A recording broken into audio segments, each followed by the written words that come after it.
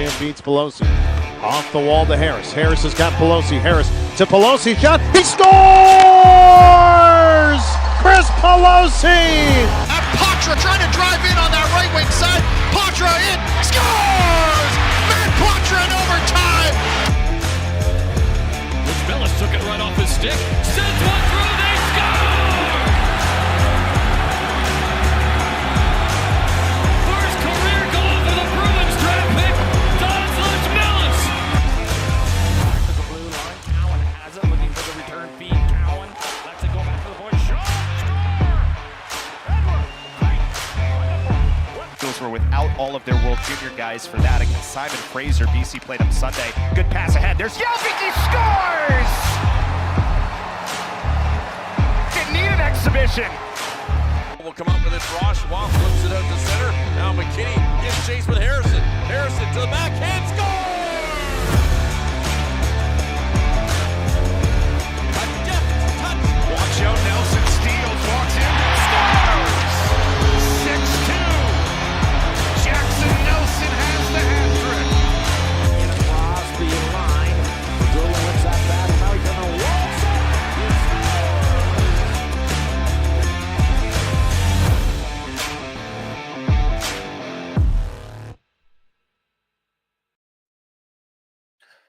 Welcome in, folks, for another episode of Dom.Hockey The Podcast. We had you covered yesterday with the Big League Club, and Gail joined us, but tonight it is myself and Dom again talking about the prospects. Dom, how are you this evening? I'm doing well, Chris. How about you? I'm doing well, and Kevin's already jumping in, responding to you, telling him to put the food down. So welcome in, Kevin, as well. All else who are watching, we are, as always, brought to you by our good friends over at Ice Shaker. Again, can't say enough things about them. Check them out at iceshaker.com. I've been rocking the Bees one for a while. I'm thinking it's time I get another one just because, I mean, they're that great. I can leave one pretty much anywhere that you're constantly going. The ice stays cold over 30 hours in them. So check them out, iceshaker.com. Can't thank them enough. But we got a lot to go over with the Bees prospects now that the Big League Club is on break. Yeah, before we go there, first of all, thanks to Gail for coming on the show last night. But thanks to those that tuned in. I know we had talked during the day whether we should do one because of the Super Bowl, yet we still had just over 1,000 people tuning in to catch a show last night, despite the Super Bowl going on. So thanks to Gail, but a big thank you to everybody that did tune in last night. Yes, absolutely. Thank you for starting off with that. I know Super Bowl Sunday is huge down here in the States. Not as much for some folks up there in Canada like you, but it does mean a lot to us knowing that we still managed to hit such a good number that people care what we're doing. So thank you so much. Keep those questions and comments going. Where do you want to start, Dom? You want to run through the week? Well, the bean pot's going on right now. I'll have more to say on Mason Langenbrunner as we move down and get through the prospects and probably how wrong I've been about him this season. Already with 2 goals tonight, both on the power play.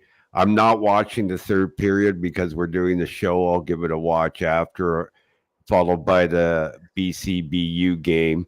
But why don't we start with Michael DiPietro at the All-Star Skills Competition and the All-Star Game. We've got some highlights put together of some incredible saves he made.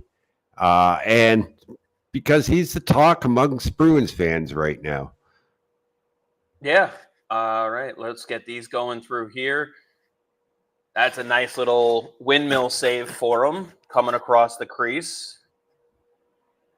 Now, there is some stuff I want to go over when we get to a guy like Merkulov, but the AHL is definitely worth going over here. But What did you think of DiPietro's overall performance? What have you thought of him so far this year?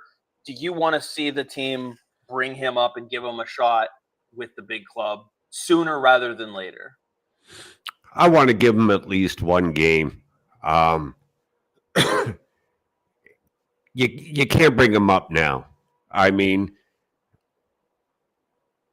as tough as it is, they're still fighting for a playoff spot. But at the end of the season, to give him a game and see what he can do. I don't want to throw him in against a San Jose or something. Give him a big game if the game doesn't mean anything at that point, and let's see what he can do. Now, if you fall far enough out of the playoff race, would you look to bring him onto the roster as an NHLer more than just the one game and really test him at the NHL level to see if he might be worth a look as a backup for next season to move on from Korpisalo in the offseason? No, because things can change in one offseason. You just look at Brandon Bussey, who had a great season and then just stunk it up at Bruins camp, for lack of a better term.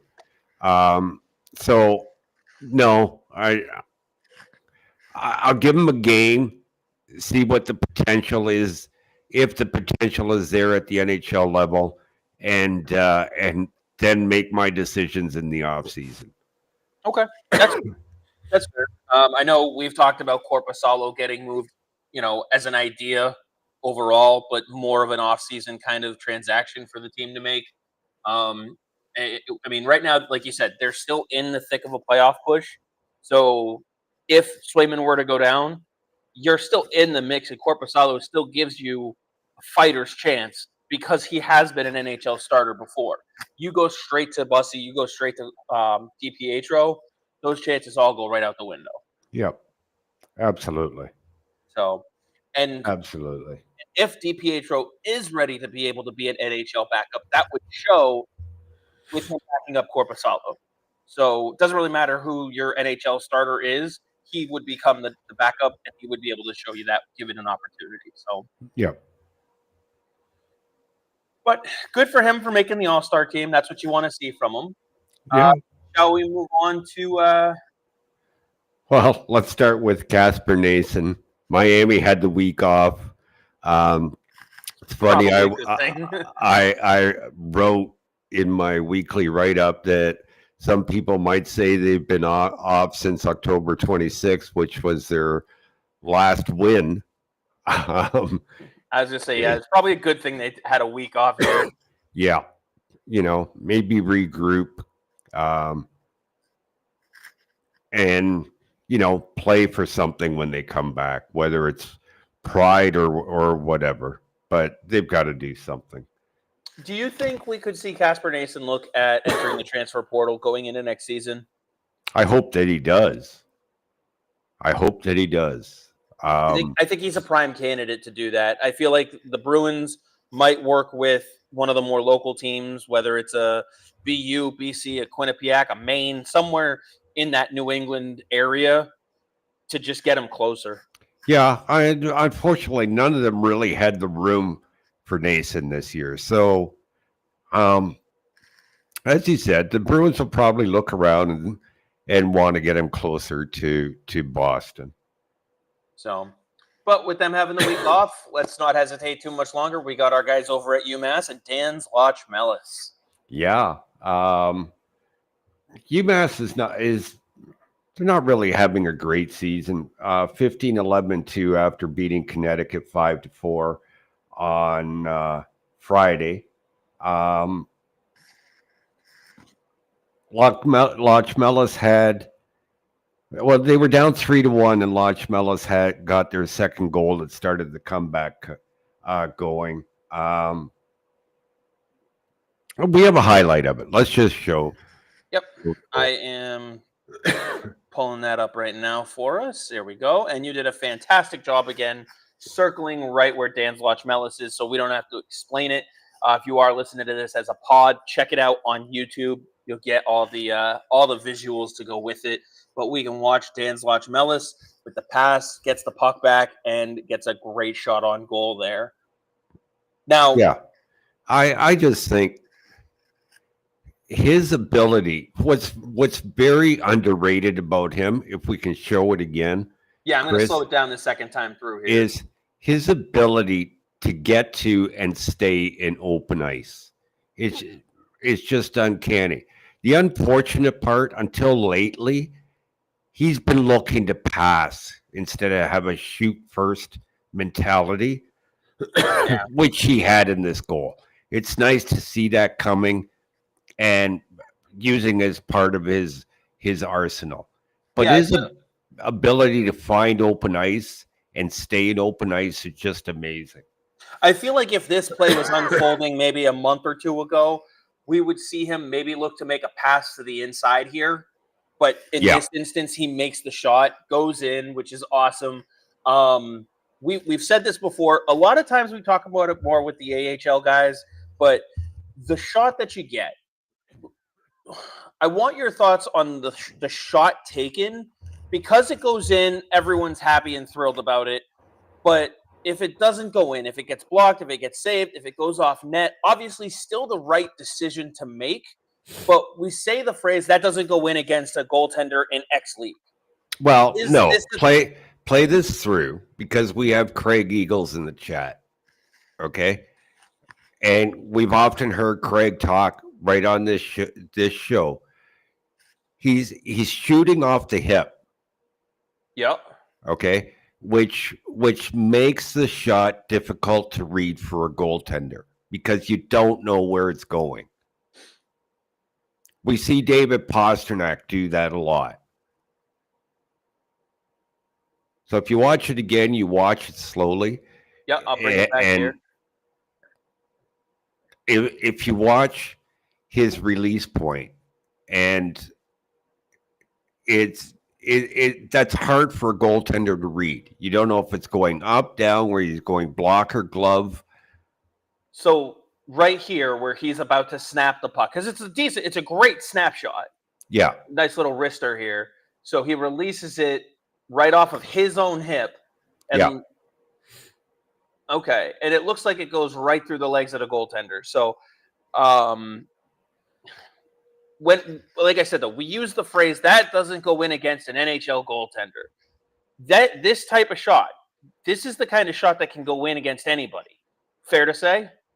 Yeah.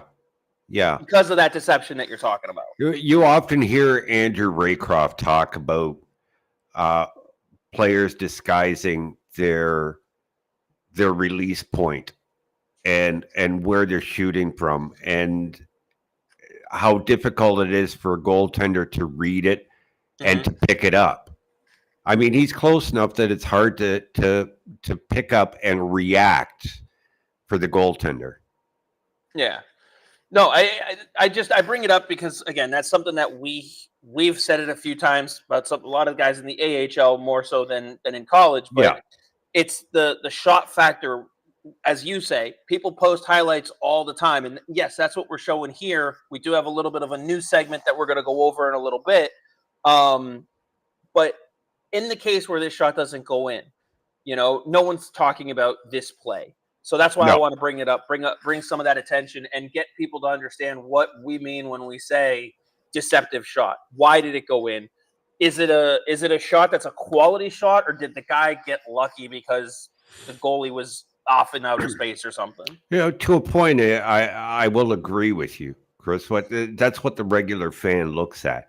But for someone who is dissecting prospects, I don't want to say for a living because I do all this for nothing, but somebody who has done it for countless number of years, those are the things I look for. How does he get to open ice? Once he gets there, does he keep open ice? Does he create space? Does he slow the game down and wait for his teammates to get into position? Or does he have a shot, like in this case, that he can disguise and beat a goaltender with? There's there's two different ways of watching a hockey game. A, as a fan, and B, dissecting all these little things. Yeah, no, absolutely. That's why I wanted to dive into that a little bit. But we do have a trio coming up here. Our BC guys who are playing later. Did you have any other thoughts on Mellis, his performance, UMass, any of that before we move on to our friends over at BC? No, we'll go on to our friends at BC, who last Monday were in the Bean Pot. Of course, they're in the finale tonight. Starts at 7:30 at TD Garden. Absolutely thumped Northeastern 8-2. Andre Gassot scored his 9th of the season. It was a +5, 2 shots on goal, 16 minutes time on ice. I believe you have this goal as well. Yes, I'm pulling it up right now. I was a little late to the draw on that one. I also have Jelvik's assist. Yeah, I want to talk a little bit about Jelvik. So let's get the goal pulled up here. Gassot's goal. I think I remember watching this one when it happened too. Yeah, because he follows right to the net, finds the wide open shot. That's what good things happen when you go to the crease. And real quick, I do want to point out, Craig was watching, as you mentioned, so he said very deceptive when you shoot it from there, talking about that shot from the hip. So I wanted to point that out real quick. Yeah, so again here with Jelvik, it's getting into the open ice, not skating into traffic. Obviously, Northeastern didn't do a very good job of defending. Nobody picked him up. But I've seen Jelvik many a times, even if somebody was trying to, he's able to, with his mobility, stay in open ice. Yeah. And he very easily could have taken a different path, gone maybe behind the net, kind of all that fun stuff. So good for him, though. I know it was a thumping, like you said. Northeastern didn't really do, they didn't do a lot to kind of slow him down much, but I said Jelvik, but that's so. I think we all knew what you meant. I got the Jelvik one being pulled up. You had a few things you wanted to say about Jelvik too. Yeah, so Jelvik didn't come out for the third period. He missed the game on Friday night. The BC was in. We'll talk about that one a bit. He also is not playing tonight in the Bean Pot. He's injured. He missed time earlier in the season with an injury. I spoke then about he'd probably come back too soon. And it's the same injury. It's just ongoing. And I only found out about it just last week. And that explains a lot about his production and why it's down. But he sets up a really nice goal here if you want to play that. I believe he's up against the near boards. We don't see him yet. Yep, there he is.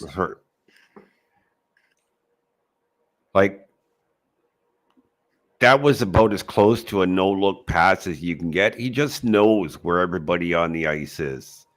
And to know he had the trailer coming up like that and to put it right on the blade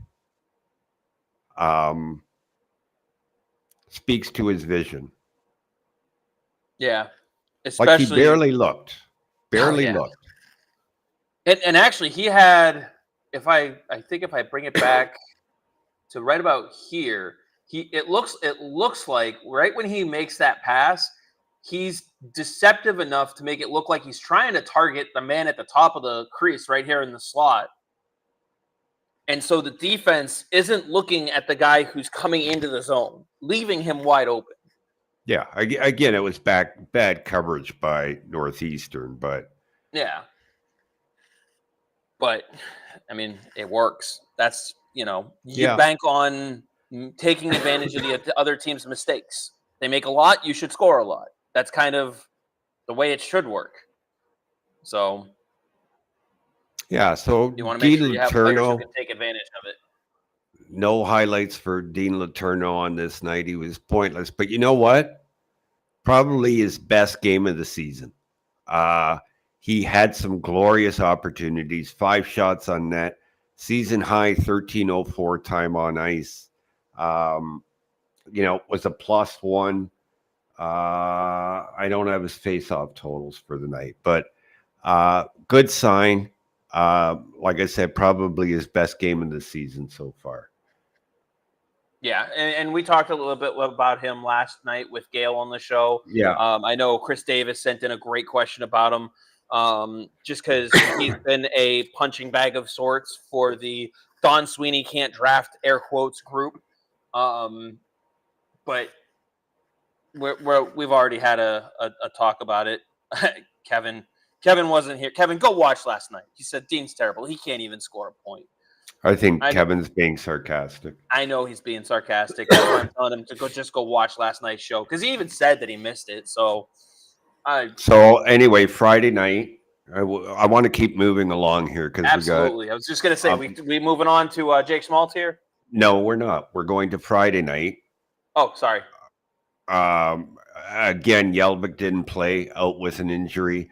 Not playing tonight in the Beanpot finale. Gasso got some quality time on the top line. Unfortunately, it didn't produce any offense. But they did win 4-2. He did have 3 shots on goal. Not a good night for him on the dot, 3 for 9 on face-off circle, which is very, very low for him. Almost 20 minutes time on ice. Letourneau was a +1, 7 for 9 on the face-offs. Face-offs are really starting to come along for him, which is a good sign. But down to 9 minutes time on ice on Friday.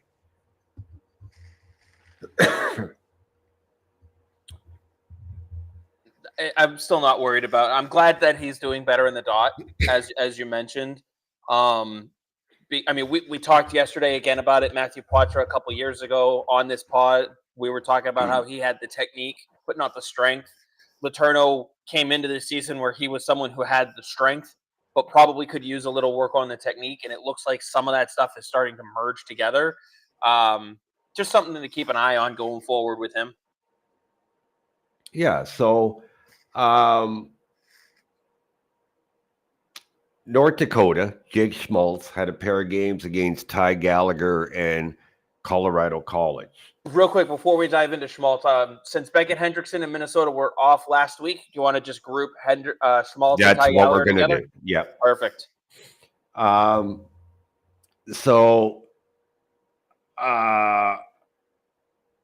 Colorado College took Friday night's game 6-4.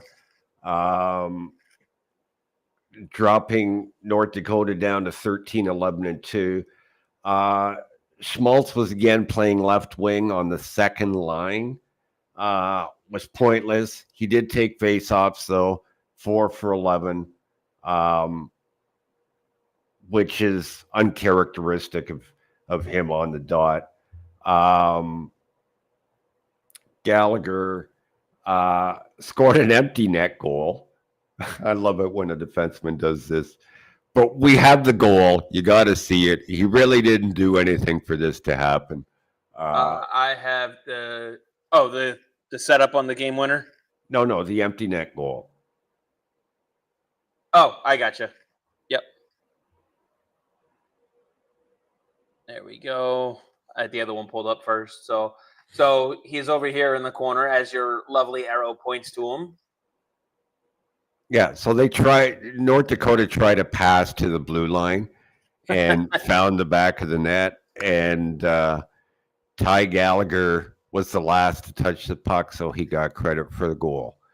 Empty calorie points. Yeah, this is why I say that stats without context don't really mean anything.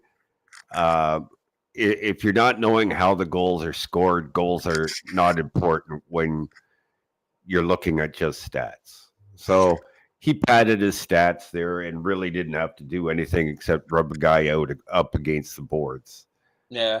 The good thing, though, with Gallagher getting a point like this in this kind of manner, though, is he deserves it. He's been busting his ass all year. He's been scoring in other ways already, whether it's assists or actual goals.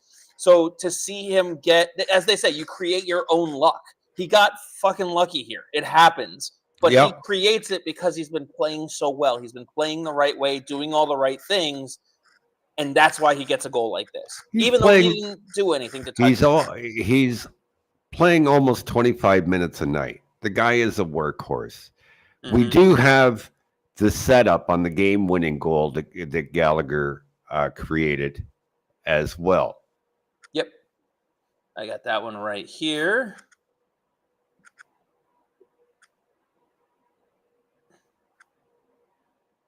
And there we go. Oh, this one came with 3 arrows from you. Yeah.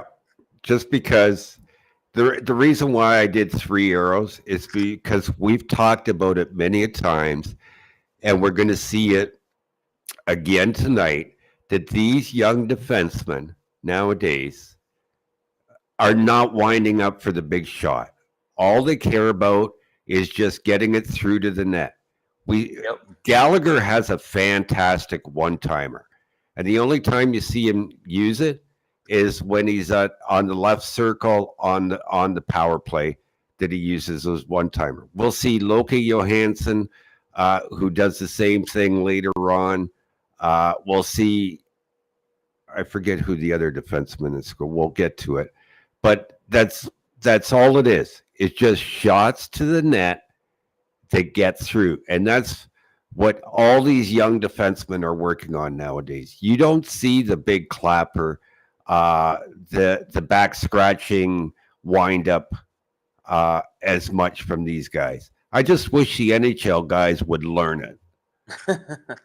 Yeah, there's some guys are going to learn a lot quicker than others. That's for sure. So, but I did want to say I did get some clarification on a little bit of some of the stuff from last year. We were talking about Gallagher, and I just want to make sure that we were clear that we don't want people to think there was some sort of animosity or something terrible had happened or anything like that, whether it was between the player and the coach or anything like that. It's not my job to share exactly what went down, what happened. But I just want to make sure that people know that we're supporting both sides here. You know, it just didn't seem to be a good fit. The player moved on, and everybody seems to be okay with that decision. A mutual parting of ways, as they say. So, and I've always been a huge fan of Ty Gallagher's. I remember your first development camp. I told you keep an eye on him. Absolutely, and I've been watching him ever since. Yeah. So glad to see he's bouncing back. Glad to see he's in a better position, and obviously B is doing all right as well. So yeah. So I have to mention in that game too on Saturday that good old Jake Schmaltz ended up with 12 minutes in penalties. It was just under a minute left in the game. Got into it with a guy I've talked about a few times on this show, who's a free agent, and rumor is that the Bruins are very interested in signing this guy, Gleb Veremyev. So Jake Schmaltz got into it with Veremyev, and they both were given 2 and a 10. I joked with some people saying maybe Schmaltz was upset because Veremyev is trying to take his spot in Boston. That seemed to get a little bit of a laugh. So, yeah. So, moving on to Chris Pelosi and Elliot Grongwald. They actually had a very good week. Or weekend. It started Friday night against St. Lawrence. 6-1 thrashing, wiped the ice with them. So Elliot Grongwald scored the game's opening goal a minute 8 in, and I believe we have the highlight of it. And again, Watch his shot. Watch his release. There's no big wind up. It's just get it to the net.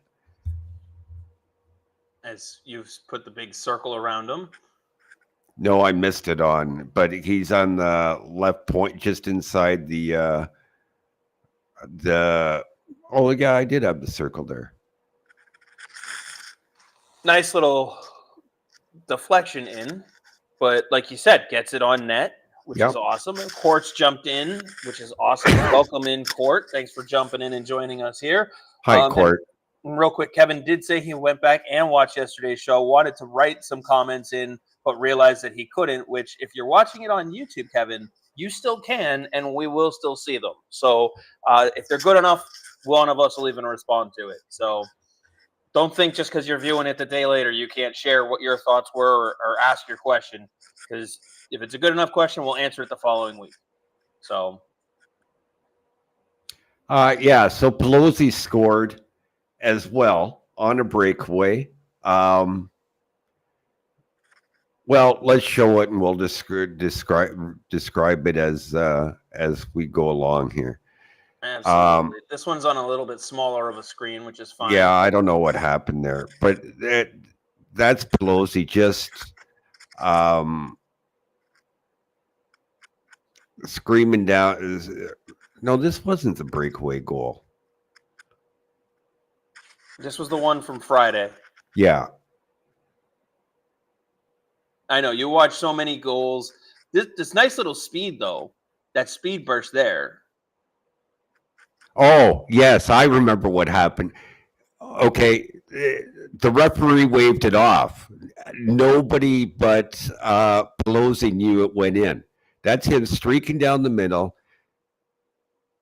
And he starts a celebration, but the referee waved it off.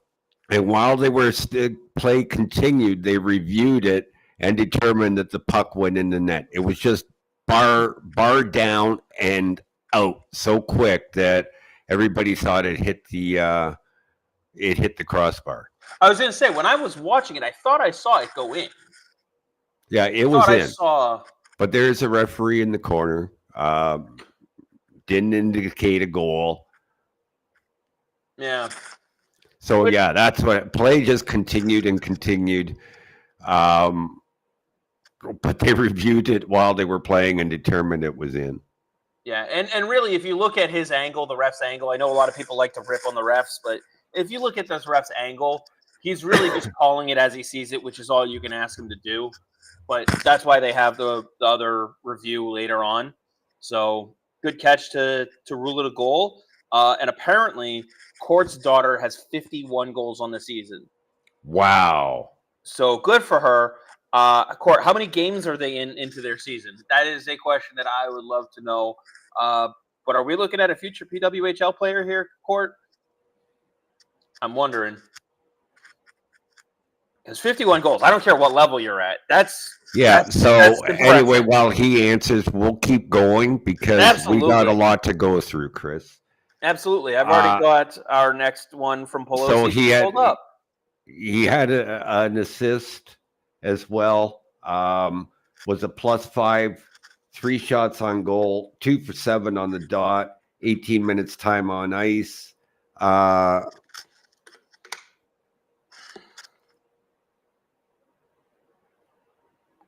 Is that the one from Saturday you're showing now? It is, yeah. I was waiting until you mentioned it.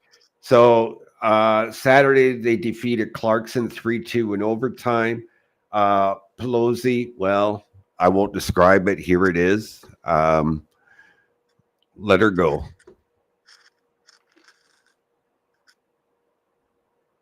Takes it in past the blue line.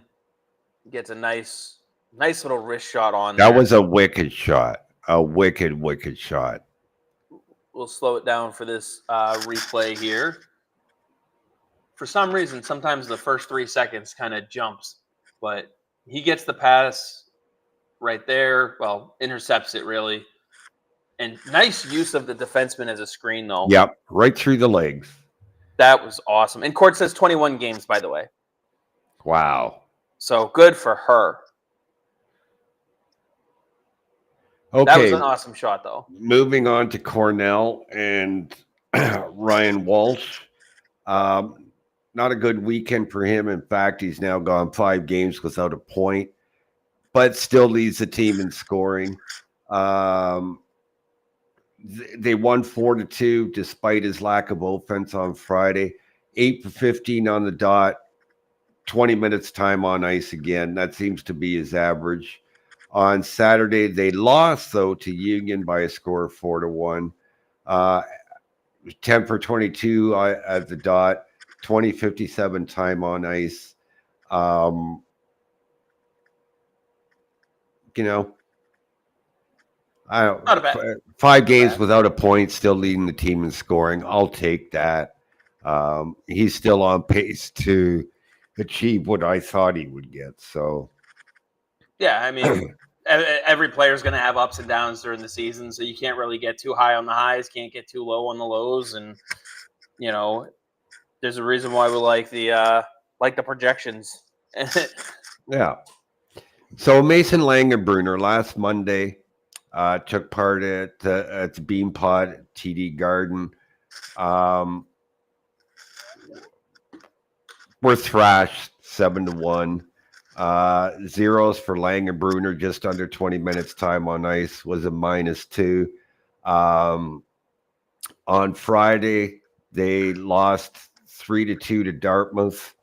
Was a -1, 2 shots on goal. Took a needless penalty. While it wasn't a power play goal, Langenbrunner just exited the box, and that's when Dartmouth scored their game-winning goal. He is playing tonight at TD Garden in the Beanpot for third place finish. Has 2 goals already through 2 periods. I'm not watching the third because we're doing this right now. Both on the power play. So again, there's shots like we've been showing you. No big wind up. Well, actually, I shouldn't say that. The first one was a one-timer from the slot. So I want to say this about Langenbrunner because I was tough on him to start the season. He was mostly playing as the 7th defenseman, a lot like Ty Gallagher last year at BU. He's up now playing second pair. He's getting PK time. He's getting PP time. He's producing like he should be producing. And he's getting average 20 minutes a night now. So everything I said earlier in the season, I take it all back. It was the right analysis at the time. Right. But it's okay to say you were wrong, is what I'm trying to say here. Or that I was right. It's okay to admit that you may have judged a player too soon. Or that your evaluation was wrong, because it happens. Now, I know you well enough to know this, though, Dom. If we had known that the plan was to get him short minutes early and then get him 20 minutes a game later on, then instead of ripping him, it would have been, we need to wait and see what he does when he's getting full time on ice. Yeah. So that's why I know you're trying to sit here and take the mea culpa. I think we both made a mistake in writing him off as, not being what we thought he was. But at the same time, we were only going off the information we were given, which was 8 minutes a night, not thriving in those 8 minutes, not looking good while not thriving. So, that was what we had. Now that we have this information, we can give you a better analysis of what he is because we're seeing him a lot more. So, yeah. So, let's move along here to Loke Johansson. Yeah, because I've got a few highlights of him that show the good, the great, and maybe the ugly I don't want to call it ugly. The errors that any of these young guys can still make. So I believe the first highlight is the goal he scored Friday night, Chris. I can do that one first. Wait, I have 4 highlights all from Thursday. Yeah. No, this is the one he doesn't score on. That's the first one. Yes, okay. I have that one. I was going to say, don't go out of order on me on these ones. Yeah. All right, so you can see Loke Johansson here at the top of the circle. He is circled. So we'll roll this through. Again, it's the reason why I'm showing this is that this is just another defenseman shot from the hip, no big windup, makes it hard for the goaltender to read. He's shooting with a purpose. The rebound is there, but there was no teammates there, and it's off a face-off, so it's hard to expect him to get there at that time. But this is what you want your defenseman doing. I was just saying, we'll call this "quote unquote" the good. Yes, this is it didn't the go good. in, but it was still good. It didn't go in. So the next one is the goal he did actually score from the same game. Yes, so file this under good as well. Coming in So from there the he blue is, line. 33 on the point. Again, first of all, you got to watch his feet here. He just does a little shimmy there to confuse the guy coming out at him. Oh, yeah.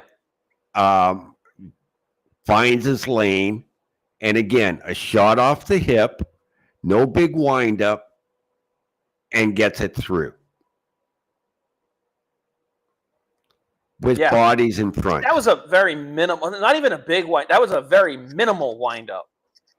Yeah, but to me, it's the movement with the feet right there to throw the attacker off. Yeah, and those you can see on the second angle a little bit better because it's kind of over the shoulder. You can kind of see how he plants his feet and kind of does a little head fake almost, as they would call it in probably in basketball. So this next one is great. He actually prevents 2 goals on the same play. There we go. And again, you've got him circled here in the dark color. No, white. I'm sorry, white jersey. Yeah, he's boxing out in front of the net. So he pulls that off the goal line and then makes a skate save. Pulls it off and then makes a skate save there. Which is great. I mean, he's great awareness there to know where he is in relation to his goaltender. And then the fact that he's able to turn around and make that second save is beautiful. And the fact that he's battling like a little cross check, another one. The guy skates away from the net, doesn't want any part of it. And he prevents 2 goals there. He literally pulled that right off the... I wish I gotten the overhead view because it was right on the goal line. Oh, yeah. The next one, I don't want to call it really ugly, but I think he made a mistake here. Play it through. Okay, that's Loke there. So play it through and you tell me what he should have done. There's 2 guys back. Now there's 2 opponents there. I think the overhead view will show it better. I was going to say, I'm going to slow it down a little bit to have it here. So let's take a. So good highlight there. So he's out. He's not covering anybody. No, he moved out to get the shooter when there was already a teammate going after him here. So you see the teammate going after him. There's no need for, because now his partner is faced with the decision, do I take the guy in front or do I take the guy that's coming down from the point? Right. Because if you notice, there's a guy, you'll see it you'll see it on the overhead angle again. Okay. here? So Yeah, his 'cause- partner there is now, do I take that guy, but he recognizes the guy coming in from the point? Do I take away the backdoor pass? Right, because if he takes away this guy in front, then he's got a backdoor pass right here, and he can't exactly go cover the backdoor. So Right. yeah, and as So Craig let it points out, play. Let it play through so people can see it. he also acts as an additional layer to the screen, as Craig points out. Yeah. So Because at that point he recognized, hey, there's a guy coming down. I've got to take him. So there was, I guess, a lack of communication there. Craig will be able to tell you better than I can. There's been a few examples of this through the season. He's still very young. He's still learning. And I have no issues with this mistake because this kid is going to eventually get it. right, the question that you need to ask yourself in continuing to watch Loke Johansson, not necessarily even in the same game. Look at his next game. Does he make the mistake again and again and again? If you see him make this mistake, he's going to make it again eventually. It's just, like you said, miscommunications, they're a thing, they happen. But is this something that is regularly occurring in his game? Or has he learned from it and he does everything he can to not allow those types of things to happen? Well, as I said, I've seen it happen on a few occasions. Like he knows the guy is there. He's got his stick on his body at the beginning. So again, I'm not worried because this kid is going to get it. I firmly believe that. He's too smart. But the reason I wanted to bring this up, and we're going to do more of this going forward from different players, different games, is if we had stuck with just the highlights of the good, like the goal, the assist, the preventing 2 goals, nobody sees the bad or what has to be improved on. And everybody thinks, great prospect. But we just want to point out that there are things that these guys still need to learn. Everything is not rosy. You're muted, Chris.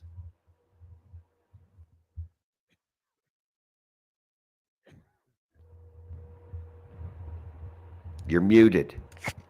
Can you hear me any better? There we go. Awesome. What I was going to say is, as we do this with other players, and Dean Letourneau is a great example of it. This is an example of something that a player works on at the lower levels. Making these mistakes is going to happen. Learning from them is going to happen. That's what you want to see. You don't want your NHL defenseman making this mistake on a regular basis. Right. So by pointing something out like this, it's not to say, oh, he's going to be a bust because he does this. It's to say, this is why he went. What round was Johansson again? Fifth round, I believe. If he never made this mistake ever at this level, sixth round. If he never made that kind of mistake in this round, in this level, he would have been a 1st or 2nd round pick. Yeah. I feel confident in saying that Loke Johansson will be one of the top 3 players taken in the 6th round in 2024. Which is probably a very fair assessment because we know how well they do in the late rounds. Yeah, which to me is a win in that round. May not be a win for the draft, but it's a win in that round. Yeah. All right. Let's move on to the USHL. Yeah, we'll skip Nuremberg because he was also off for the week. I got to say, people that follow me on Twitter or X saw me attack the Dubuque Fighting Saints on Twitter today. Very upset and very angry with their media relations person. I'll go into greater detail on Twitter as I keep attacking them for the next couple of days.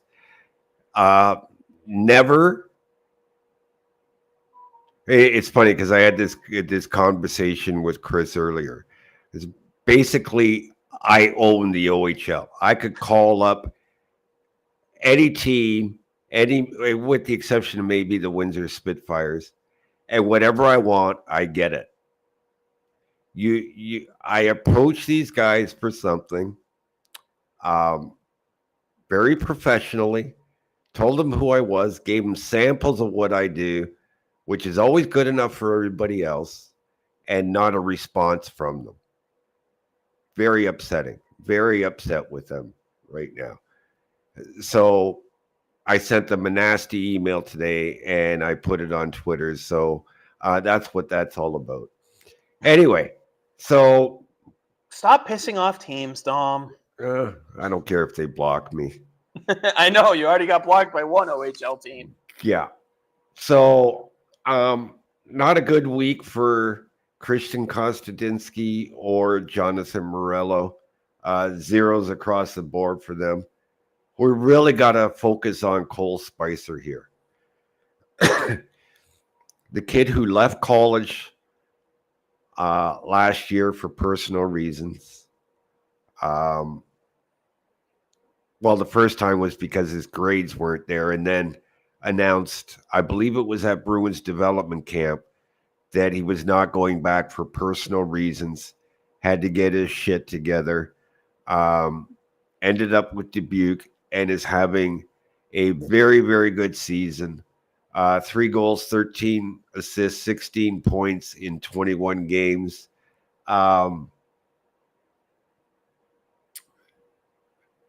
Set up the game-winning goal on Wednesday as Dubuque beat Cedar Rapids 3-1. Oh, we got it here. So that's Spicer in the corner, absorbs the hit.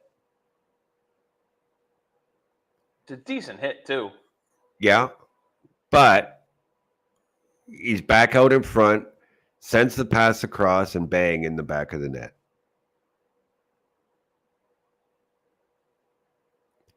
He got hit, and the guy who hit him, Spicer beat him to the puck. I'd be very interested to see the overhead shot because some of that is out of frame, but he does a great job to get it. He put it on net, too. He got the rebound off the goaltender to set up the rebound. Yeah. So he had a shot to get it the goal himself, even. So, yeah. But the awareness to know that his teammate was coming down like that, after just being taken out of the play. So then on Friday night they squeezed by Waterloo.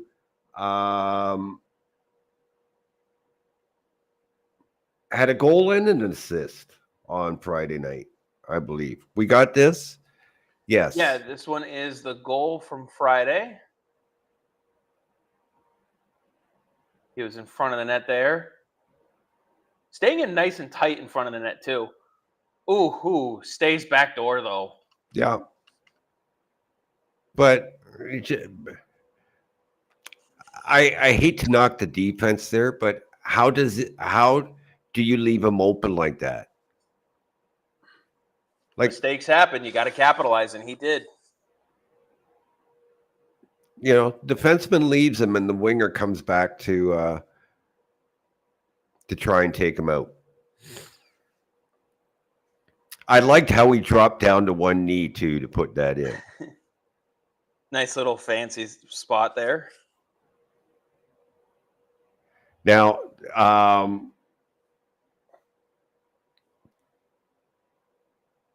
have another highlight from you for Saturday. Are we? Yeah, play that one. And then we'll get to Philip Svedback real quick. And then Providence guys. Providence. So that's Spicer in front of the net.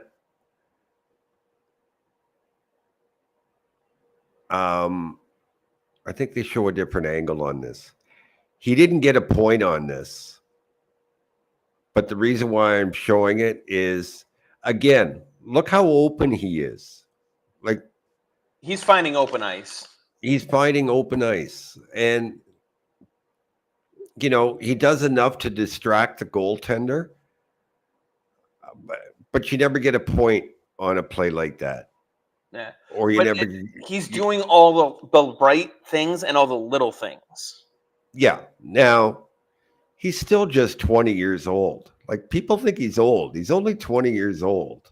Turns 21 in June.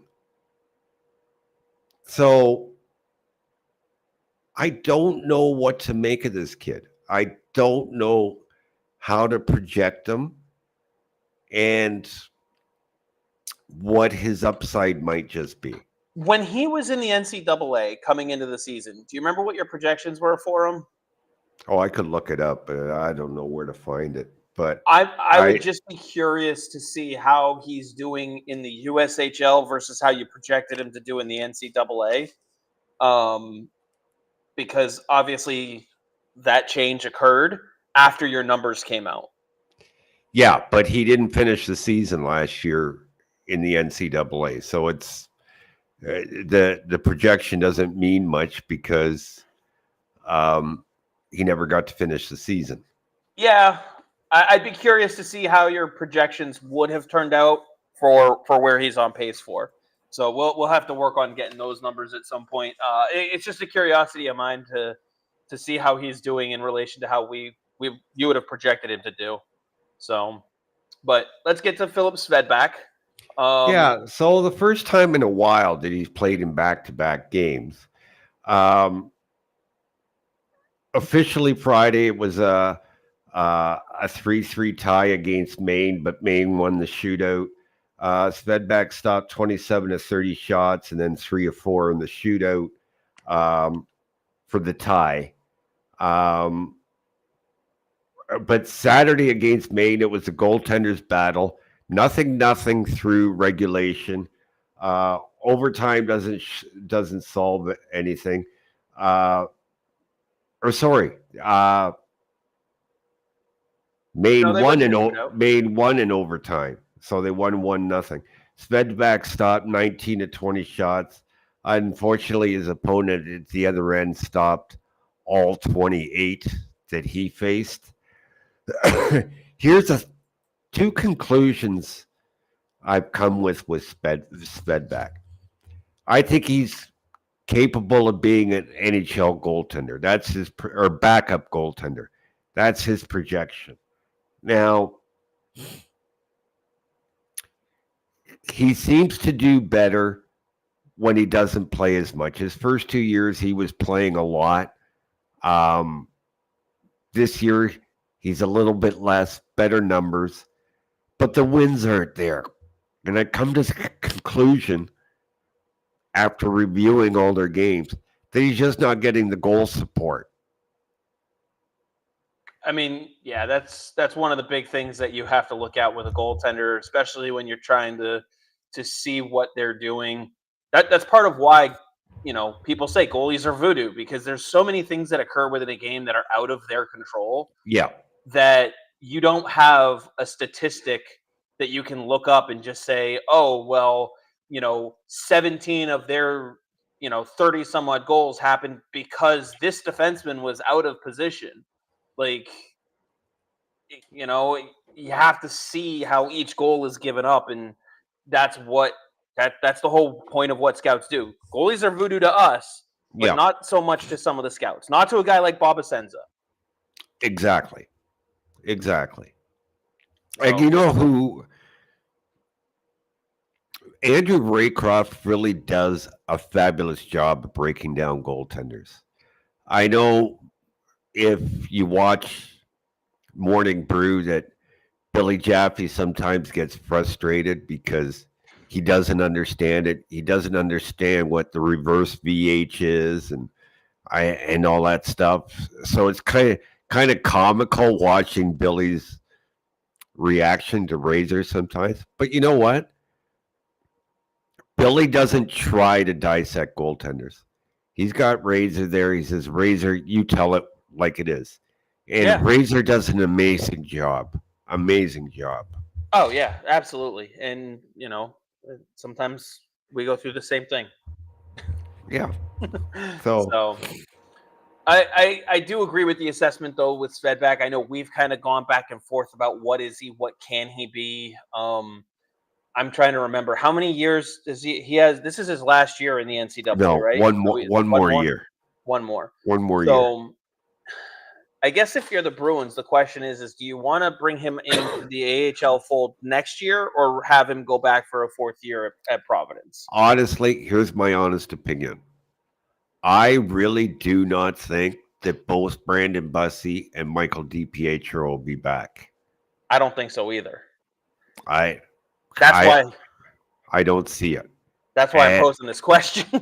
I think the Bruins at that point will want Sved back to turn pro.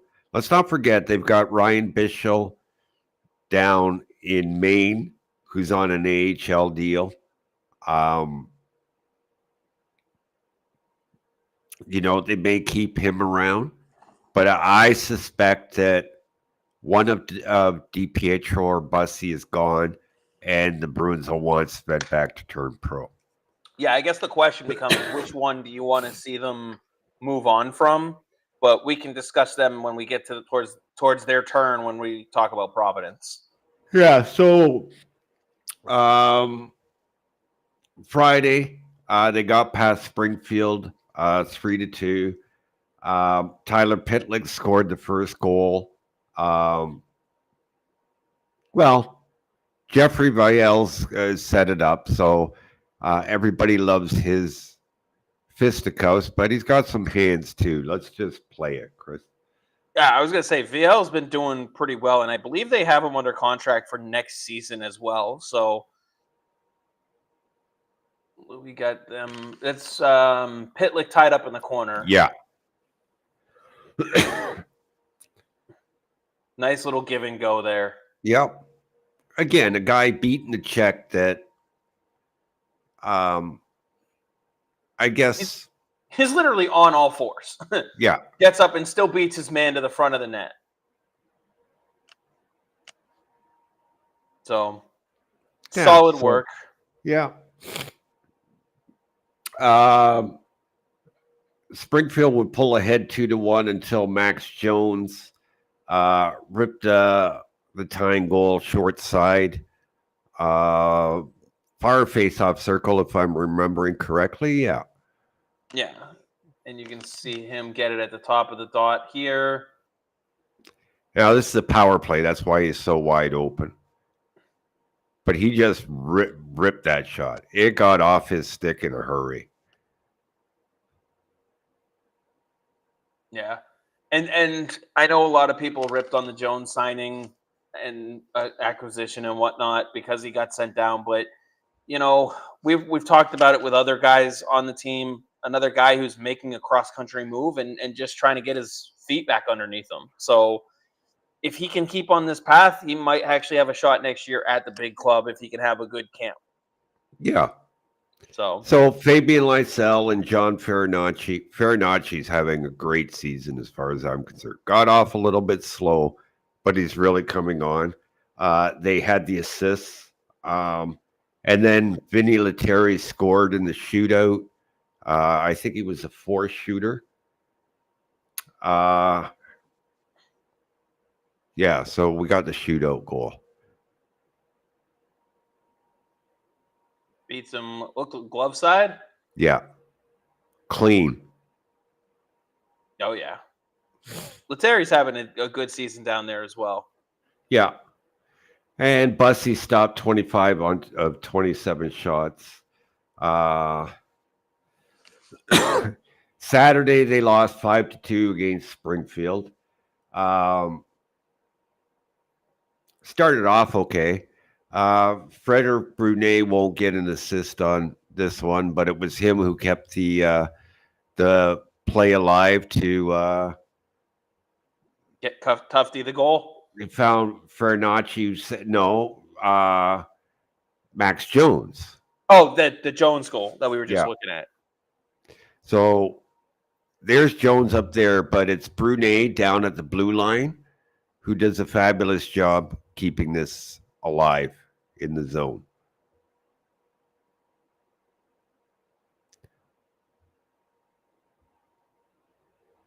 A nice little pass around. But good on Tufty for being down low, staying down low, and kind of Again, wide open. Wide absolutely. open. But it's a power play.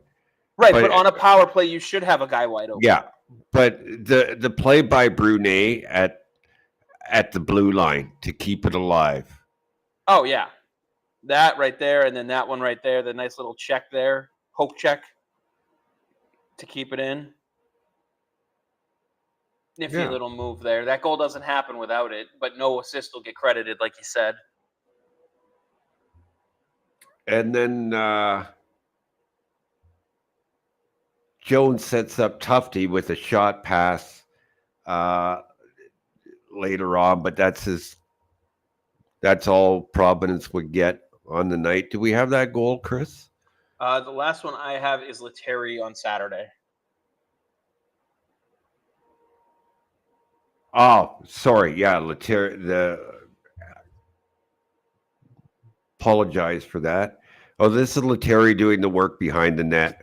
This backhand is just unbelievable. So he goes around the net, picks up the puck, goes for a wrap around, and look at him roof that.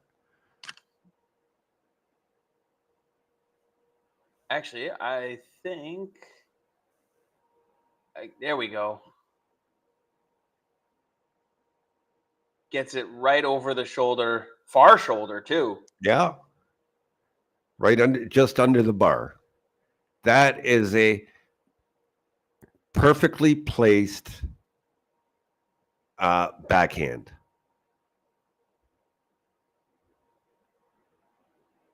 And he great takes recognition. What were you saying? He also took the puck away from the goaltender. Yeah. He had a chance to cover it. Yeah. And you said this was who doing the work back there? Lettieri. That's all Vinny Lettieri.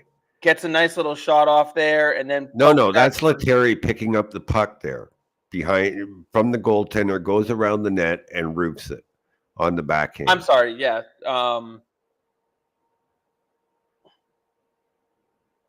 Nice nifty little move here. So, but we'll have more for next week as well. Yeah. A lot of highlights. Some good, some not so good, some just proving a point. Now, we mentioned the goaltenders. So now we have questions about the goaltending. Bruin Joe says that they should trade Korpisalo, bring up DiPietro.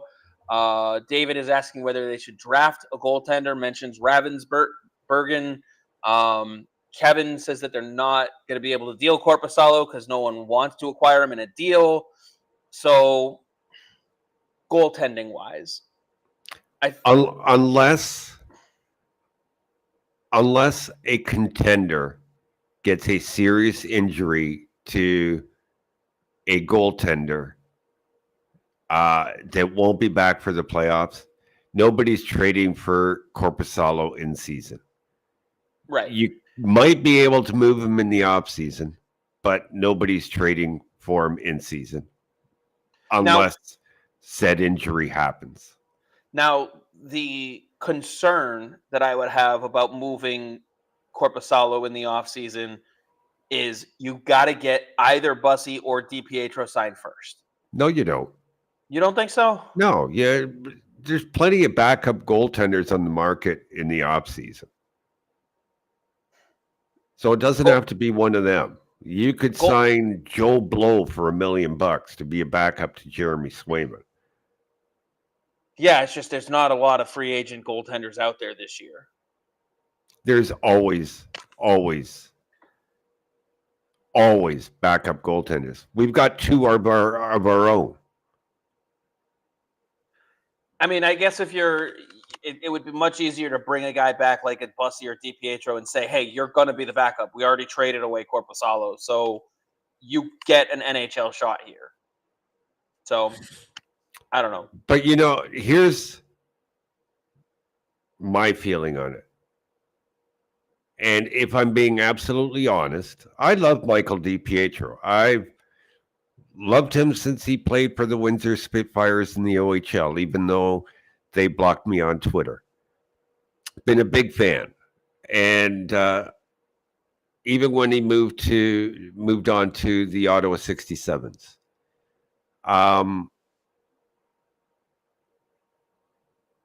I don't have faith in either one, that being Bussy or DiPietro, being an NHL backup goaltender. There, I said it. I don't have the faith. Bussy was supposed to go into training camp and challenge Jonas Korpisalo for the backup role in Boston. Flopped. Complete flop. And now he's surpassed by DiPietro as the number one goalie in Providence. Yeah. Has he not? Considerably. Is anybody really going to tell me no, Bussy's still the number one? He might be come playoff time, depending how both play. But he's not there at this point, and we're halfway through the season. Yeah. People will say to me, is it because of DiPietro's size that you don't have faith in him? No. It's got nothing to do with size, because I know that the guy is a workhorse. I know that he will do whatever he needs to do to stop a puck. But he relies so much on his athleticism that it sometimes takes away from the technical part of the game. Now, whether Bob Essenza can coach that into him remains to be seen, but it's not a size thing. Michael D is 6 foot, whatever. He's 6 feet tall. I forget what he weighs. Tim Thomas was 5'11". Yeah. That's not the issue for me. It's if Bob Essenza tries to turn him into a technically sound goaltender for a guy that's relied on his athleticism more than anything to stop pucks for the last 10 years, how is that going to affect him? I don't have the faith in it. I don't. I really don't. I got to ask you this, though, Dom. Did you have the faith in Tim Thomas? Yes, I love Tim Thomas. The first game he played for the Boston Bruins, I said, that guy's going to be a goaltender. Okay, now, because there was a lot of there's been a lot of discrepancy between technique and lack thereof between Tuukka Rask and Tim Thomas. So with Tim Thomas being less technically sound and making more athletic saves sometimes, it's a, I don't want to say it's the exact same comparison because it's not, but it sounds like a very similar athleticism versus talent versus technique type of situation. So I disagree with you. Well, my question to you is, before the question, because I have to disagree with what you're saying. I don't think Tim Thomas was an athletic goaltender. Okay. I don't. Would you call Dominic Hasek an athletic goaltender? No. He was more of a Dominic Hasek than he was anything else. How would you describe him?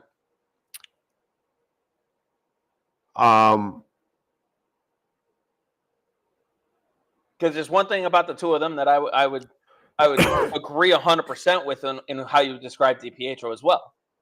They will do whatever it takes to stop a puck. Right. But DiPietro does it with athleticism. And athleticism is his skating ability, his quickness, his reflexes, his reaction. Everything about Michael DiPietro is cat-like quick. Mm-hmm. You can't say the same thing about Tim Thomas. You can't say the same thing about Dominic Hasek. They were more hybrid, stand up, fall down, butterfly goaltenders. They were something. They took something out of everything. So instead of having no technique, it was a little of all techniques. Right. Okay. Versus DiPietro, where you're saying there's no technique, it's all athleticism. It's pure athleticism. Okay. That's the crux of my question. What's different about him versus someone else who's been described in a similar way? So that's what I was trying to get to. So, and I do think that helps, I don't know, everybody out there, but that description would be a great way of, compare, because a lot of people try to say Tim Thomas, Tuukka Rask, this and all that stuff. And, again, Tuukka Rask was a very technically sound goaltender, always in position, it seemed. And so he never had to make that really athletic save that you see other goaltenders have to make. But the kind of breakdown that you're talking about, now it's like, compare that to what you saw from Tim Thomas, compared to what you see it with DiPietro, there's going to be a massive difference if you look for the minute details. If you go back to the highlights that we showed at the very, very start on Michael DiPietro, now one of those great saves were made because he is a technically sound goaltender. It was all athleticism. Well, the good news for you, Dom, is I have those highlights. And play them again. Well, I was going to say, rather than dig through them now on the air, what we can do is we can compile them and we'll be able to go through them because we can go through each player individually and see their progression during the season as we get closer towards the end of the year. We got to have some stuff to do in the offseason anyway. Well, that's true too. Bruin Joe does say that there's no need for this team to carry a $3 million backup. They need the cap space. What are your thoughts as far as having $3 million earmarked for your backup goaltending position, or let's say $12 million for your two goaltenders total? $12 million for goaltenders. Well, look, it doesn't matter for this year because $3 million in cap space is not going to get you a player that is going to make this team competitive. It's just not going to. $12 million for two goaltenders next year with the cap going up to $95 million is not a lot of money. It's right where it should be. Yeah. Precisely where it should be. That said, if Swayman is going to play 60 to 65 games because next year he should get more starts than this year, then yeah, $3 million is too much. You need $1 million. But like I said, you're not trading Jonas Korpisalo to anybody right now for a playoff run. You're certainly not trading him to a non-playoff team. Why do they want him? Yeah, no non-playoff team is going to take him right now. Maybe if they're looking to shift to become a playoff team and they think he can be that goalie to help them. Well, not even that. That's an off-season move. Yeah, a non-playoff team right now to take Jonas Korpisalo, you're paying them to take him. Right. Unless a contender gets a serious injury to a goaltender that knocks him out for the season, you're not trading him in season. It's not happening. And Jonas Korpisalo might not even be their number one option. You might have to take less if you want to deal off Korpisalo because last time I checked, you might be able to get John Gibson instead, who's looking for that type of change of scenery. So, you take less to get rid of Korpisalo, who's signed for longer, or just hang on to him and reassess the situation in the offseason. I'd rather do the latter. Because like you said, the few bucks you save in trading him at this deadline, assuming a team takes him, is not going to be enough for you to get a roster-altering player this year. So, Joe, they got $24 million in cap space next year. Yeah, Korpisalo won't be the make or break point, but yes, to your point, Dom, if someone is willing to take him off your hands in the offseason, you have to at least consider it. Yep. So and that's the other thing, Brew and Joe. We're not saying don't do it. We're saying it's not going to happen in season. Assess in the off season. That's when that deal's going to happen. Kevin says, I've said it many times. Tim Thomas was the luckiest goaltender I've ever seen. The way he was out of position so many times and his defense saved his ass is astonishing. He won a cup. That's in my opinion. He's entitled to it. I just don't think the Bruins win the cup in 2011 without him. Oh, I think that's very, very clear. But I do agree with Kevin to some point that he was very lucky. He had his ass bailed out a few times by his defense, but you know what? When you're doing things that you're supposed to do, when your defense is doing what they're supposed to do, that's what's going to happen sometimes. So that's why they say it's a game of inches. There was a question that I had for you last night, and we got so into it with Gail that I totally forgot to ask you. Do you mind if I ask you a question about the big club and the cap implications real quick before we head off for tonight? Yeah, let me get my cap page up. As everyone knows now, before, I think it was at the end of the day on Saturday, maybe it was Sunday, the Bruins sent Matthew Poitras and Michael Callahan back down to Providence. First off, I think we're both in the agreement that was the right move to make. Let these two play over the next 2 weeks while the NHL team is off. Agree or disagree? Oh, totally agree. Totally Awesome. agree.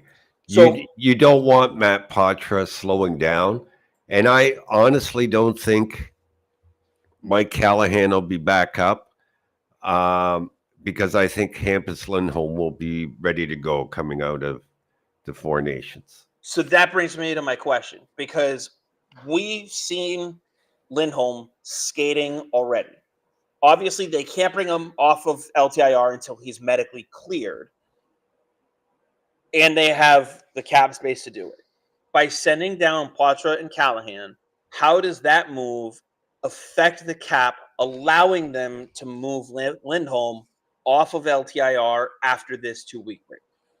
Well, they're under the cap, so they're not using LTIR right now, so they can just activate them.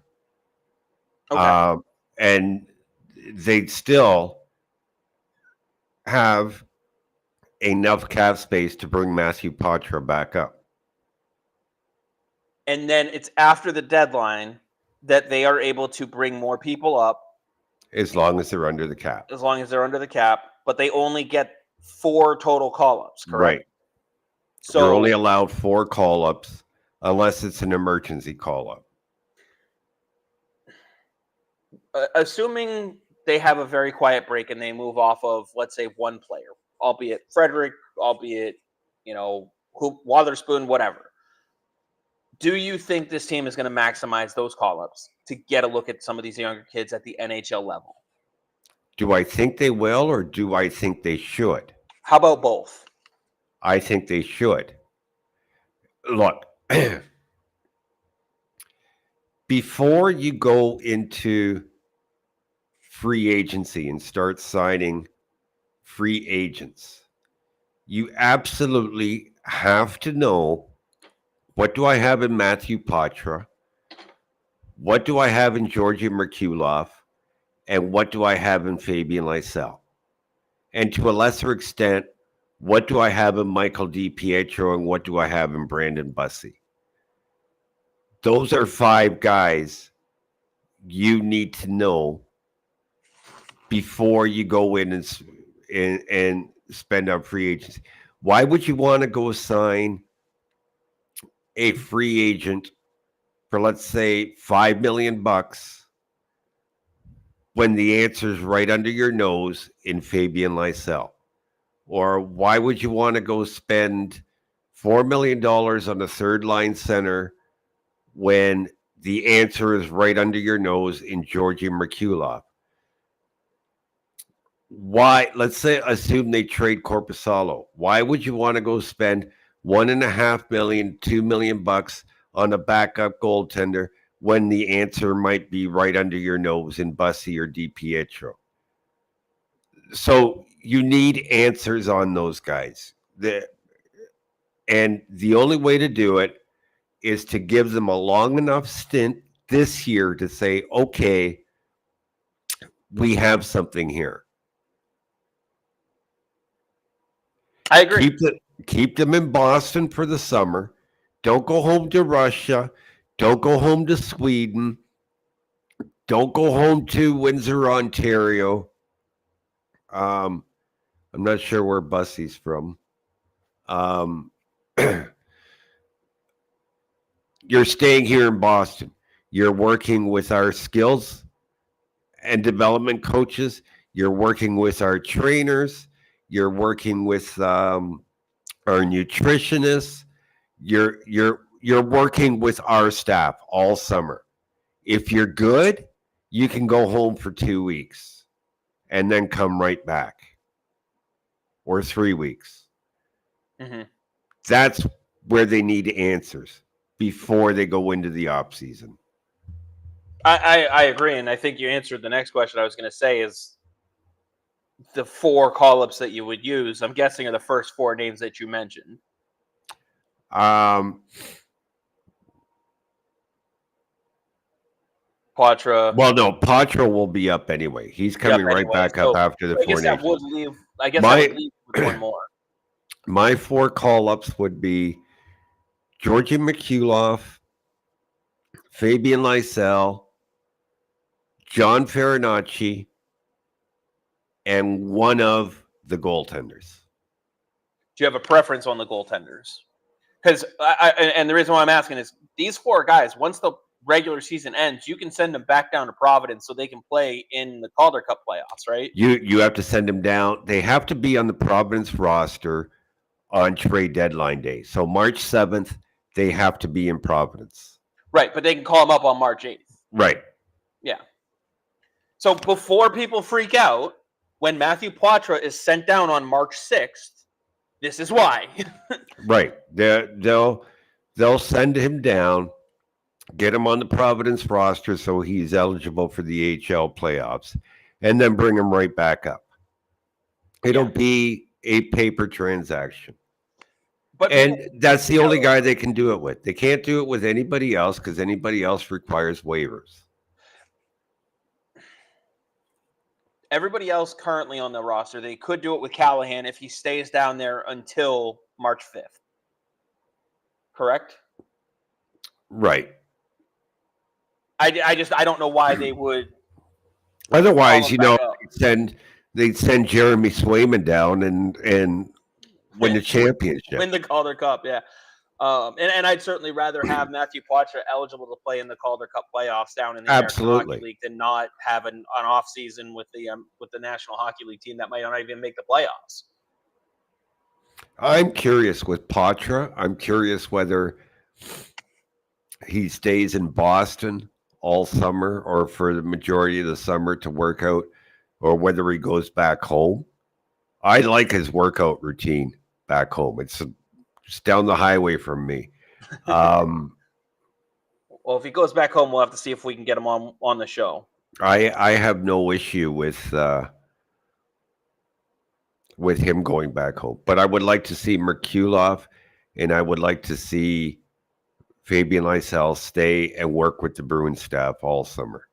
Yeah, I feel like if Georgi Merkulov heads back to Russia, he's probably not hopping on a plane to come back. No. So, but yeah, and I we're about a minute early. We're on time-ish, which is kind of ironic because we're always running late. Do you have any other things you wanted to touch on? I know we spent almost 2 hours with Gail last night, so I want to shout her out again for coming on and thank her for her time and her family for giving her up on Super Bowl Sunday to join us. So, Dom, did you have anything to add tonight for any final thoughts?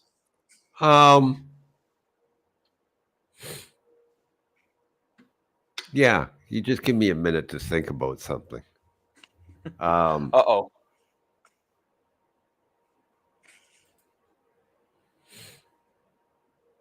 Is it going to be a question?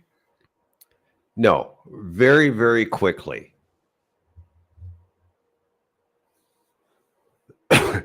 So Mason Langenbrunner,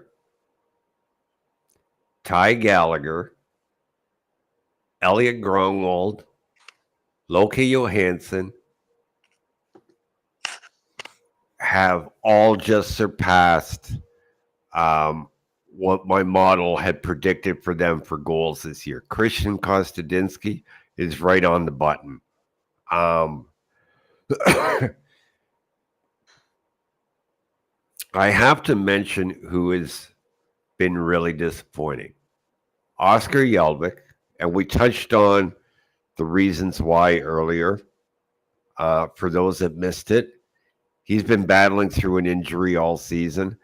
He re-aggravated last Monday at the Bean Pot, didn't come out for the third period, missed the weekend games, and is not playing in the Bean Pot finale tonight. It affects his shooting, so I'm giving him a mulligan. I'm not going to say I'm disappointed in Dean Letourneau. Probably the player I am most disappointed with is Jonathan Morello. Okay. I'm ecstatic about where his defensive game is this year in the USHL, but very disappointed in his offensive game. I had him pegged for 18 goals, 26 assists, 44 points. He's on pace for 6 goals, 17 assists, 23 points. Major disappointment for me. Well, you know, we've run into those before, so we'll see if he can turn it around. We have yet another. I know this was something that came up, I think it was a couple of weeks ago, but Bruin Joe says, Bruins and Ducks talks, ? With a winky face. So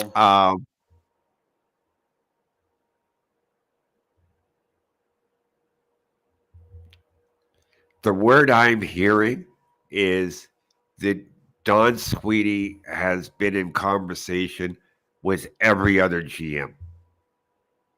As he should be. He's the GM of Canada. Yeah. For the Four Nations and the Olympics. So no. This is about the Bruins. Oh, I'm sure. I'm sure. Yeah, I mean, we've seen them. They've been trade partners before, so I wouldn't be surprised if they pulled something off. I don't think it's going to be a blockbuster. And no. I know from what I've heard, from what I've read, the Ducks have kind of made Trevor Zegras available. So you're not doing your due diligence as a general manager if you don't at least call and say, hey, you know, rumor has it Zegras is available. What are we looking at to get him? That's Don Sweeney's job. Is it Zegras in this case? I don't know. But any player that's available, a general manager should be sniffing around on and asking those questions. So what gets me the most about trade proposals is people that say, oh, the Bruins should be after this guy. The Bruins should be after that guy. Ask yourself this. Why would Team A or Team B be like, I'm hearing a lot of talk of Mason McTavish. Why would Anaheim move off? Among fans. Why would Anaheim move him? That's your first question you got to ask.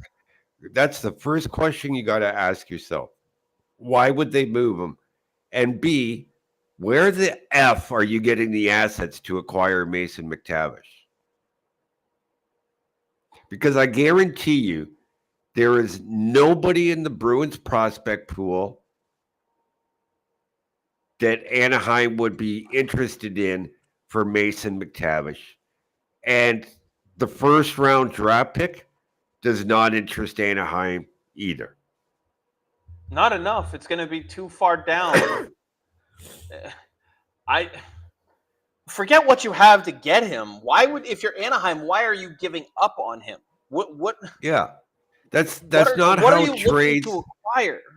That's not how trades work. Yeah, I agree. They should go after Mason McTavish. Yeah, because that's what the Bruins need. But I wouldn't dare mention it publicly because I know A, Anaheim isn't going to give him up without a huge overpay, and B, the Bruins don't have the assets to acquire him. So I'm not going Right. to embarrass myself by bringing it up. And I don't want to hear anybody mention, oh, well, he's an RFA, so they have to re-sign him. Yeah, they have almost $40 million to do that with going into next season. Like, they have twice as much cap space as you do. They're going to be fine. They can re-sign him. Unfortunately, we live in a video game world where Everyone's available. everyone's available, and it just doesn't work that way. Right. The guy that you're more likely to get out of Anaheim, I'm not saying that I would go for him, but Robbie Fabry. Unrestricted free agent at the end of the season, 29 years old, left shot centerman, $4 million on their current roster right now. Yes, it'd be prorated, but being that he's an unrestricted free agent, he's more likely the guy that you can take off their roster and then be okay with it. Yeah. Or even Ross Johnson, because he's a UFA in 2 years. Like, those are the kind of players that an Anaheim would be moving on from. Yeah. Because they're core guys, those are the guys that are going to be leading the team. I mean, next year is probably where you're looking at them maybe looking to move on from a guy like Ryan Strome, just because of where they fall in their rebuild. But even then, he's only going to be 32 years old. You could very easily bring him back. Absolutely. So there's no one that I would be looking at Anaheim sitting here going, oh, they're absolutely looking to move on from him. I mean, even getting rid of Trevor Zegras doesn't make a lot of sense. We just know there's some friction there between the organization and the player. But that also sometimes finds a way to work itself out too. Oh, a lot of times. Absolutely. And here's my question. Is it between him and the organization? Or we have heard a lot of things about Joe Cronin, their head coach. Is it friction between player and coach? So that's the question that we won't know. So anyways, anything else to add, Dom? Now that we're almost 10 minutes over? No, we went from being on time to being late. Just remember, this is the place to be on Super Bowl Sundays. On any day. Again. Dom. Any day we go live. Again, I want to thank Gail for jumping on the show last night. But more importantly, to the listeners and those watching on X and on YouTube, to have 1,000 people join us during Super Bowl, because we started at 6:30 live last night. Yep. We had talked earlier in the day about whether we should do the show, and I said, absolutely. I'm not afraid of the Super Bowl. And 1,000 people showed up. So a big thank you to those people. And if you're on YouTube, please give us a like and a subscribe, because that really helps us out.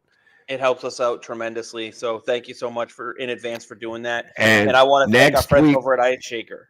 Yes, well. Next week we will figure out how we're going to give away one of the. Can you hold that up again, Chris? Next week we'll figure out a way that we're going to give one of these away. And it will be a Bruins one. No. Yeah, it is a Bruins one. So make sure you tune in next Sunday. We'll figure out how we're going to do it. Yeah, you point out that they cost what they cost. I want to say they're like $50. I'll have to double check. It does vary based on size and all that stuff. They actually make 10-ounce cups now out of it because it's kitchen grade stainless steel. But they make the 10-ounce cups now. But I have a friend who dropped a barbell with about 240 pounds on it, plus the bar on his, came out with a dent about that big. Really? Rest of the bottle, totally fine.